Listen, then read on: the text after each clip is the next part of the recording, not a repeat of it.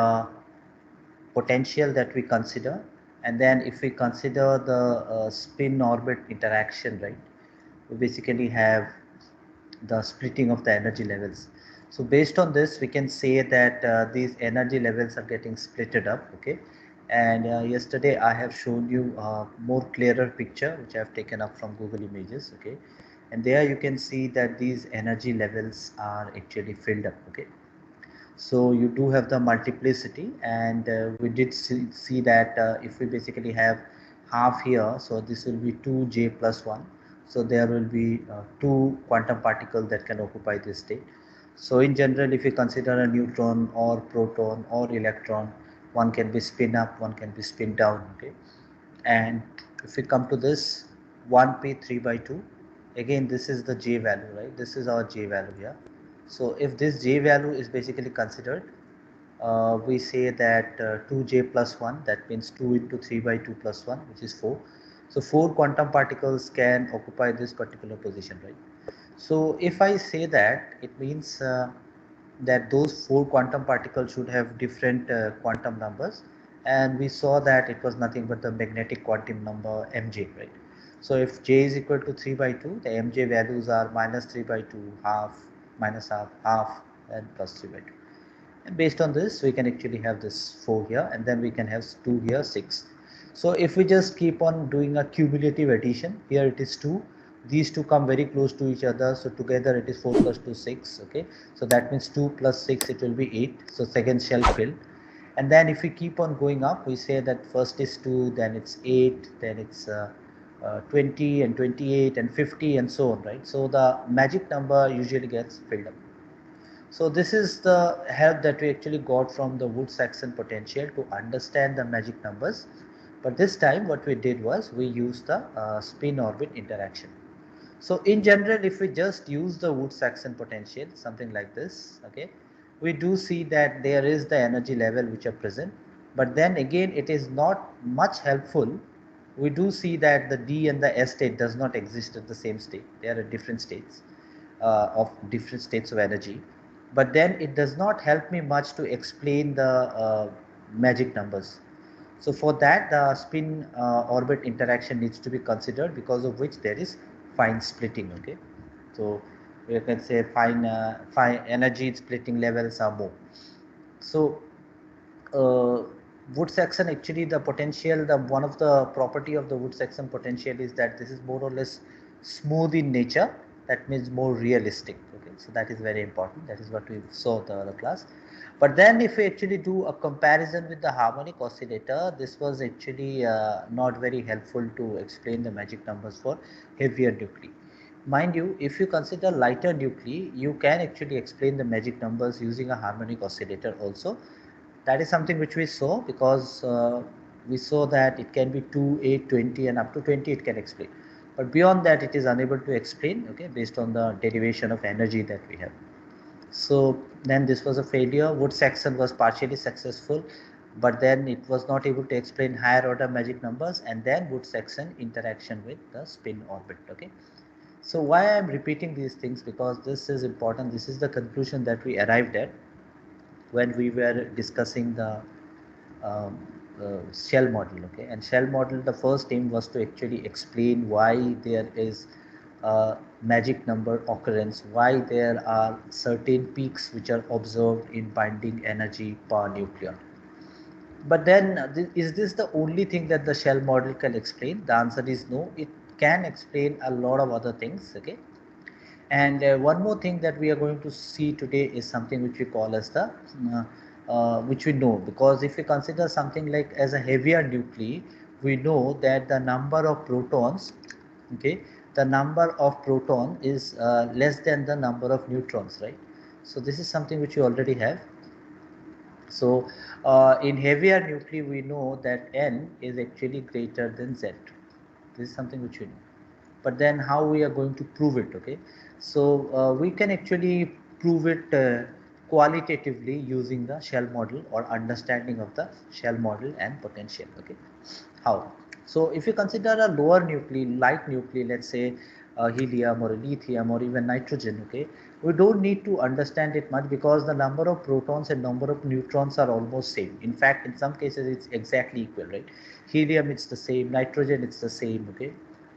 So there is not much of variation. But as we go to higher and higher atomic numbers, we do see that the number of neutron will become more than the number of proton.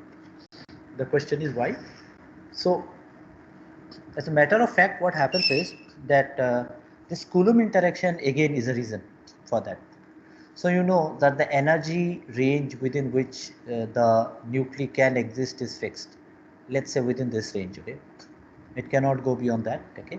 So number of protons or number of neutrons, they have to be accommodated within this energy range, okay? So what happens is if there is a Coulombic interaction, the potential that is existent for proton gets modified, okay? So if we just go back to our basic idea of interaction, right? So we know that potential is equal to nothing but kq divided by r, okay? This is something which you already know. Now this is possible in case of proton because there are positive charges, okay?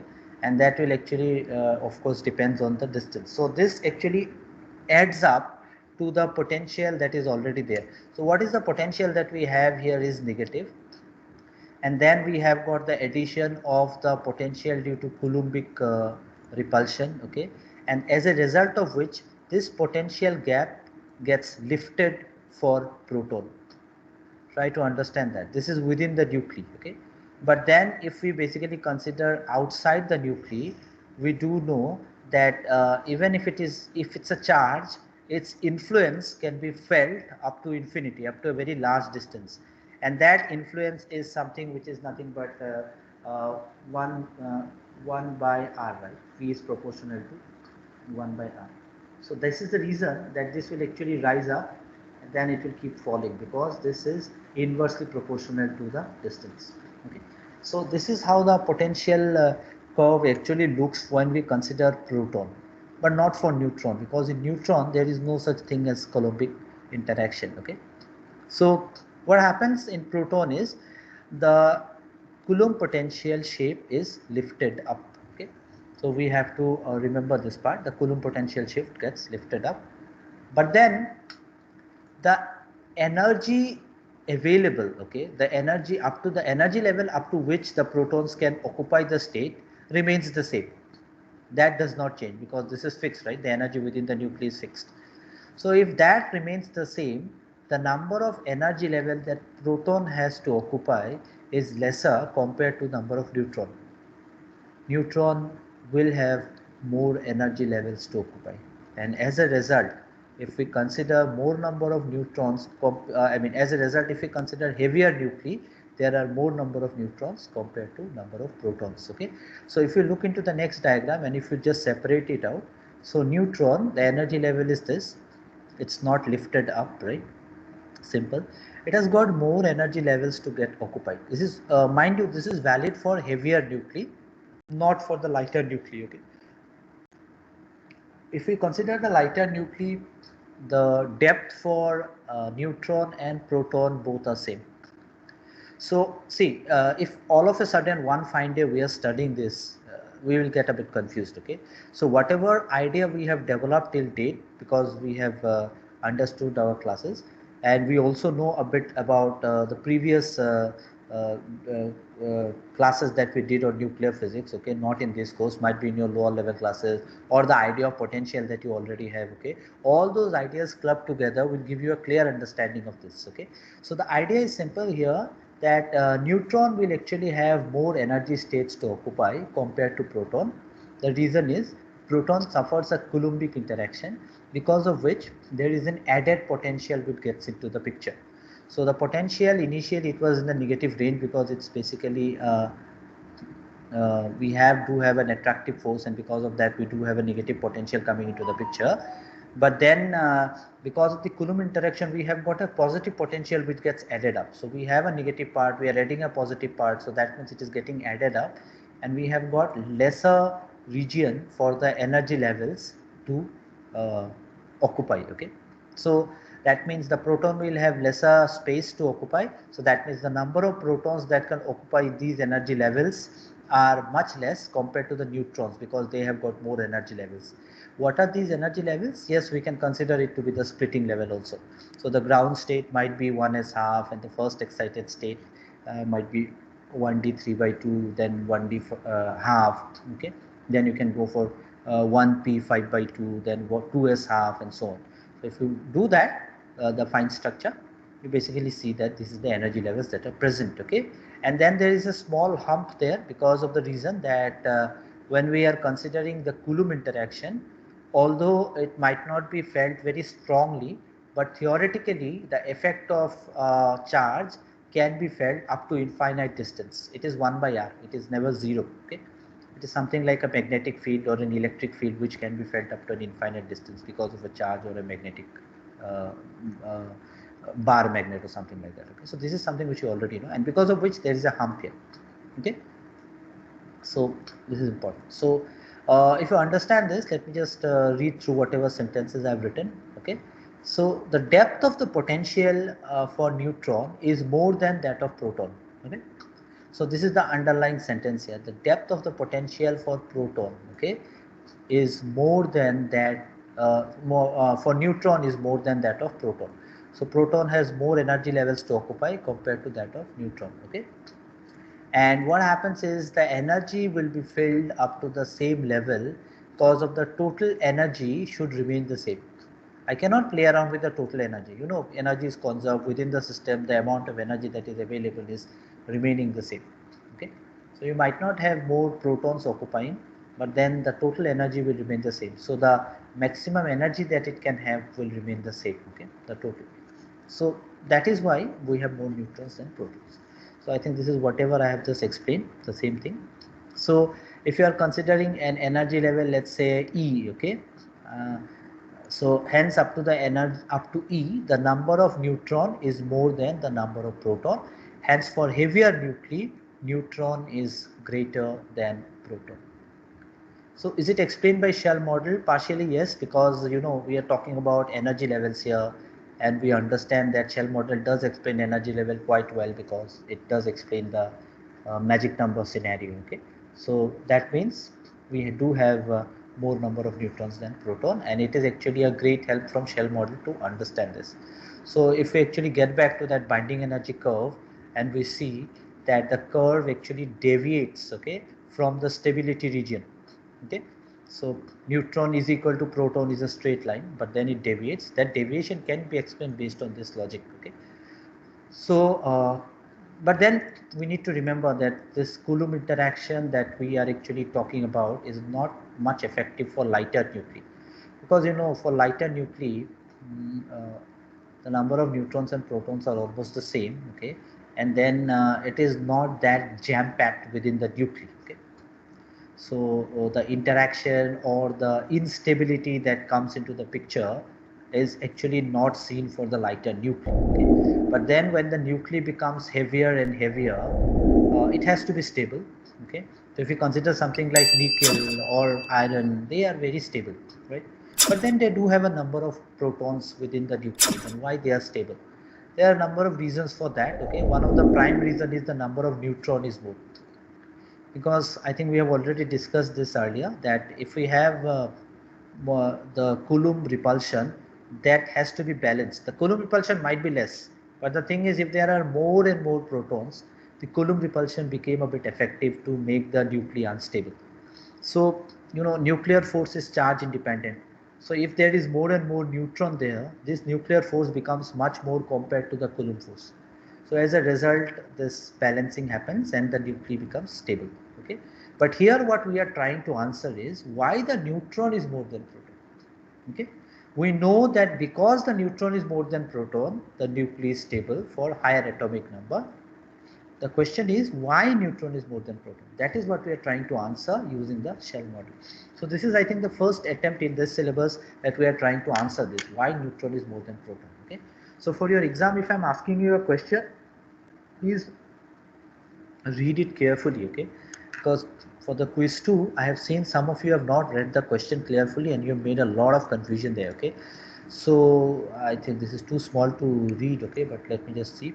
So one of the questions that I have asked to your seniors, okay, last year, this was the question already there on the scan page. So I think this will help you out. With the help of potential diagram, so the diagram, two diagrams that I've shown above, explain when neutron are more than proton for heavier nuclei, not when, why, sorry. Why neutron are more than proton for heavier nuclei. So this might be a very interesting question, okay, but if you don't understand what I've said now, or if you don't follow this class, you won't be able to answer this, okay. So you have to understand what I'm saying, and then based on that you can write down. So you really don't need any mathematical expression for that, okay. You have to just understand the last probably only these lines, okay, only these lines and this diagram. I think that should be enough to explain why number of neutron is more than number of proton. So that is important. Okay. So this was one of the explanations given by the shell model. Shell model also explains some of the strange features of the behavior of the nuclei. Okay. For example, pairity. So imagine you have a nuclei and you want it to be stable. Okay. But then whenever you want something to be stable, it should be at its lowest energy state. Now, what do I mean by lowest energy state? If the energy is more, if it is in the excited state, it's not in the ground state, the chances of it being stable is minimum, okay? It's not going to be stable much stable. So what happens is, uh, if neutron, neutron, proton, proton pair up, they usually reduce the energy, okay?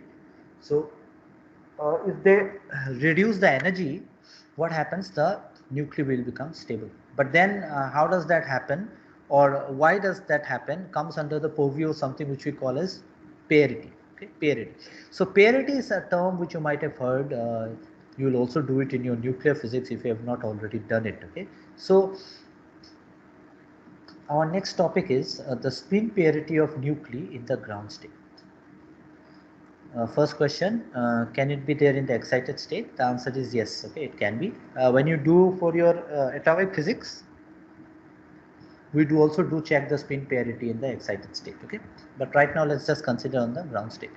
So as we have already said before, that the spin of the nuclei actually represents the total angular momentum, which is something which is already known to us, okay. So parity will actually depend on whether L is even or L is odd. Okay.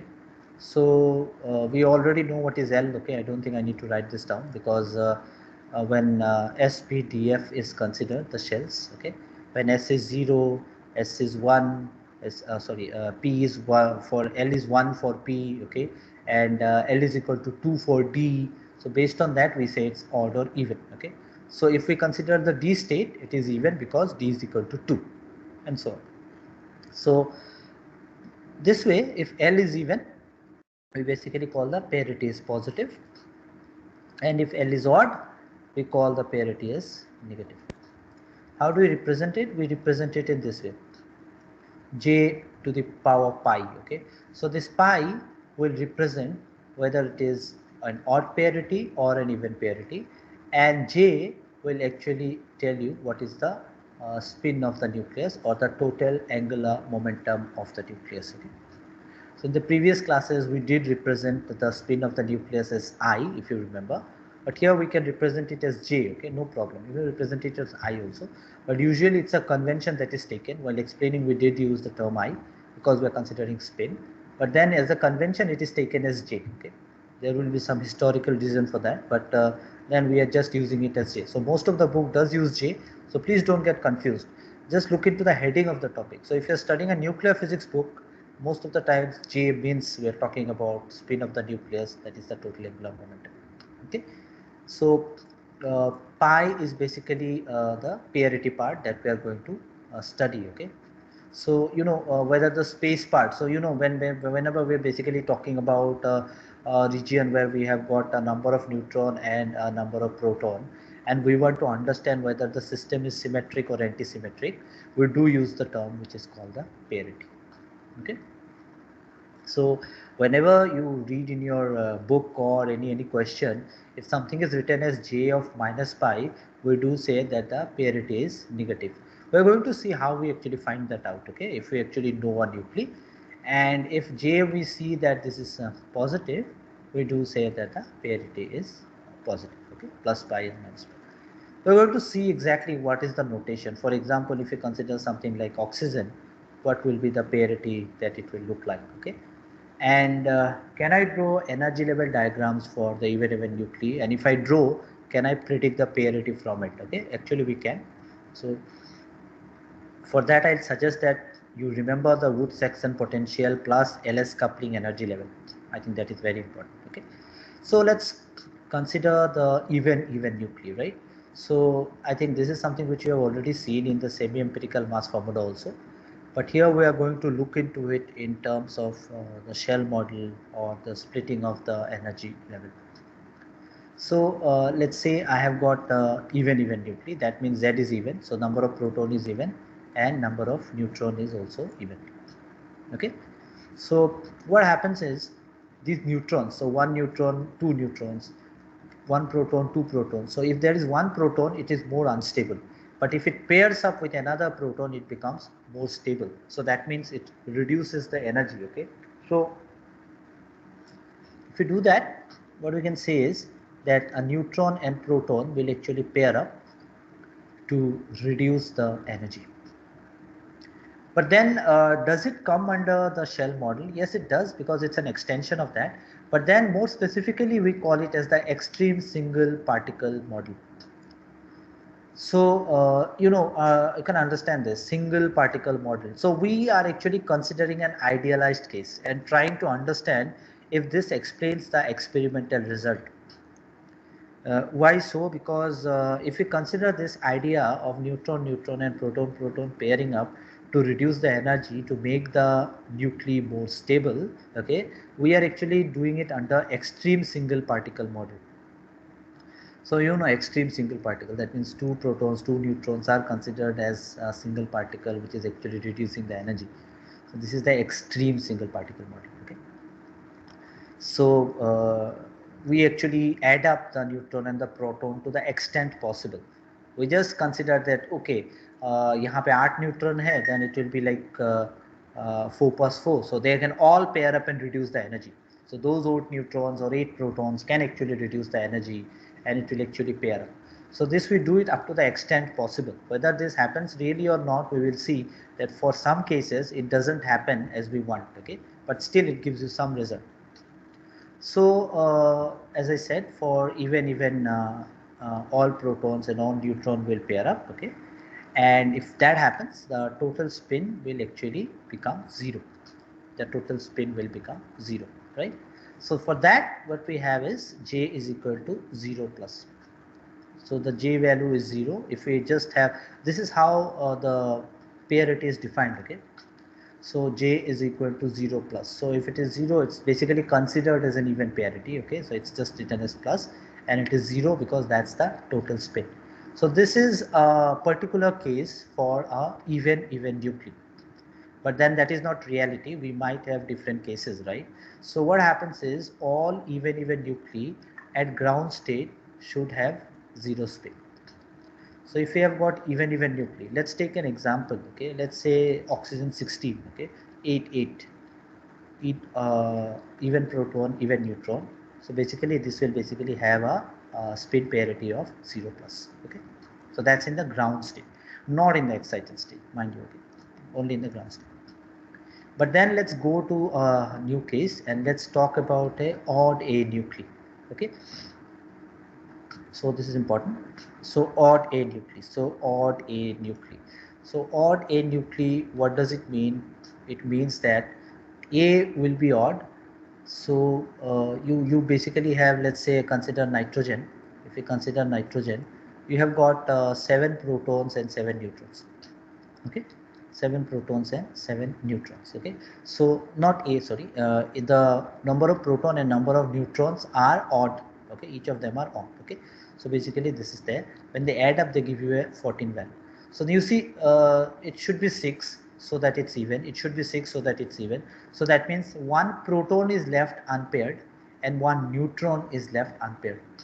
And that will actually contribute to the instability of the nuclei. Okay. So it is also valid for this case that Z is odd, N is even, or N is odd, Z is even. Okay, that might also happen. Okay, so can we take an example for that? We can actually, we can take 15 nitrogen, where we do have 8 neutrons and 7 protons, right? It's basically an isotope of nitrogen, okay, where the number of protons are same but the number of neutrons are different. So if it is basically Z odd N even or N odd Z even, we can say that one nitrogen or one proton cannot pair up. Okay, cannot pair up. Okay, so let me just correct one thing here. I think I will go to the odd nuclei later. We'll just consider odd A nuclei. So let me not consider this. Okay, this is actually, I should not consider this example here. This will be wrong. We are considering odd A nuclei. Okay, so just a small correction. Odd A nuclei, that means we are just considering this.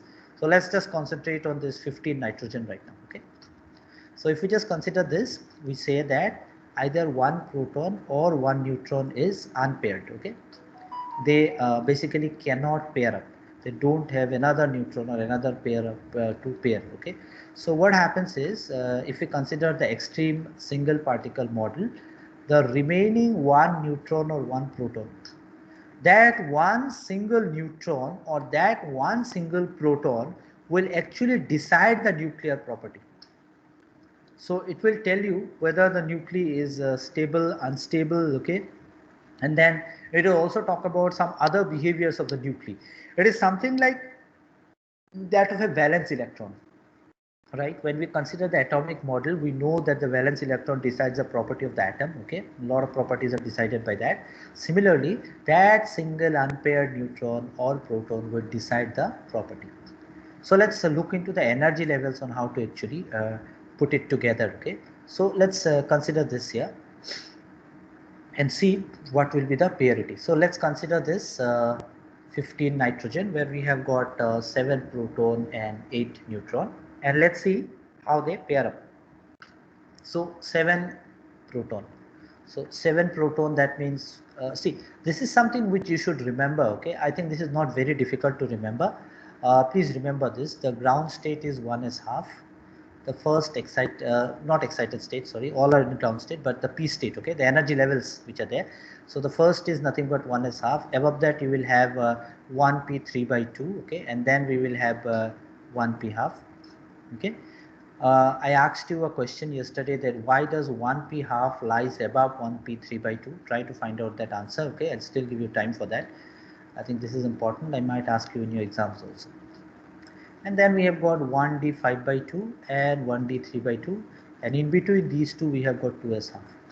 This is something which we saw yesterday, and if we actually put the quantum particles here, okay, the neutrons or the protons, we will see that this will also add up, and the total will actually give you the next magic number. Okay, this will add up to 12, right?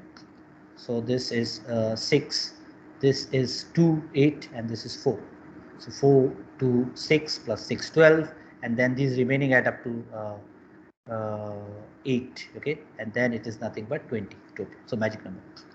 So for simple nuclei where we only have 7 protons, 8 neutrons, I think up to this much energy level, if you remember, it's fine. See, for exam purpose, if you want to explain this parity, you have to remember these energy levels, okay? And if you practice it once or twice, I think it should be easy. Now let's think about it. Now we have got energy levels. So please remember, neutron and proton will individually occupy their own energy levels which are available for them. So you see, proton, let's check neutron first. There are 8. So ground state, there will be 2 neutrons. Why? Because 1s half. S state can take 2. Why? Because it is half, and it is 2 into j plus 1. So 2 into half plus 1, which is 2. So that is 2 neutron. It is 1p 3/2. So it can take 4. It is 1p half. It can take 2. So have I completed everything? Yes. 2 plus 4 6 plus 2 8. Done. Number of neutron, I have kept it in place. Let's look into the number of proton now. Ground state 2. First excited, not excited state, sorry, I'm just using the wrong term again and again. In the upper energy level, we have it as in the p. So these are 4 protons. Okay, so we have got this 4 and this is 2, this is 6. Only one unpaired proton is remaining. And what is the J value? That is half. So this is this half. This is the parity. Is it positive or negative? It's negative because it's p state. So for L is equal to 0, okay, it's S, okay, and L is equal to 1, it is P. So for P, L is equal to 1 and 1 is odd, that's why this is negative. And that's why this parity is half minus. Okay, so this will actually decide what is the property. Okay, since this proton is in the 1p half state, we consider J as half. Okay, and then of course this is minus, because for p L is equal to 1 state, which is nothing but odd. So this is how you decide parity. In the next class, what we are going to see is that why uh, is this idea valid for all the nuclei, or there are some exceptions. Okay, so there do exist a lot of exceptions. Okay, so we will see that there is one such exception where this behavior does not agree with the experimental result. Okay, so please remember, this is a theoretical idea that we are developing here. Is this being observed experimentally? The answer is yes. If you're going to study about high energy physics, there are experimental setups. We actually explain this. Okay, if you look into the conservation principles and all, you can actually find out that the parity is half minus. So it does, this theory that we said does agree with the experimental result, but there are some theories, some experimental result which does not agree with this theory. So there we actually use a different idea altogether. Okay.